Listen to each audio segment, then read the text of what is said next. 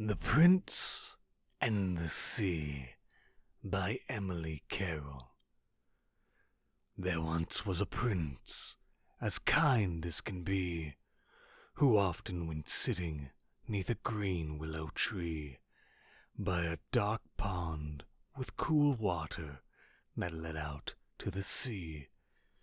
And one day as he sat, with his thoughts and his book, he heard a soft voice, which at first he mistook for a gurgle of water from a dim, distant brook. "Are you king of this land?"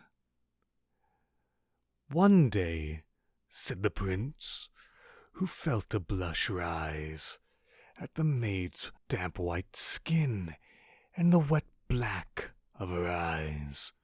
So he spoke of his castle, its bright spires, its sighs, while she smiled and she laughed, and the prince did likewise. "You love my home too," suggested the maid, who spoke of dark caverns and ruined colonnades, jellied fish dripping limbs, pearls glinting like beads, rich gardens of coil shot through with seaweed. Though as the prince listened, he grew quite afraid of this bleak ocean world 'neath his green forest glade. But their meeting was tragic, for how could they share their two worlds together? For the prince needed air, and the maiden the water. "O my lady most fair, on my heart and my bones I'll solve this, I swear, and we'll soon be together, my love. Don't despair." So he returned to his castle and started to plan, with his heart in his throat and his chin in his hand, for a way, any way, to unite their two lands. When he returned to the willow, he was in a fine cheer. He'd build a great moat, and the moat would reach here, and the maid from the sea would forever be near to his castle, his heart, and all he held dear.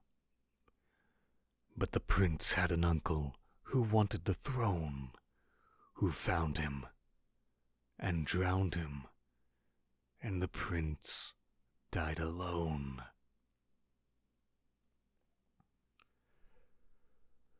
"O my king, O my prince, is it true what I see? Have you given up air out of your love for me? And these are the parts that you swore upon, so gentle and so selflessly. You're just as kind and as fair, my love, as I always knew you'd be."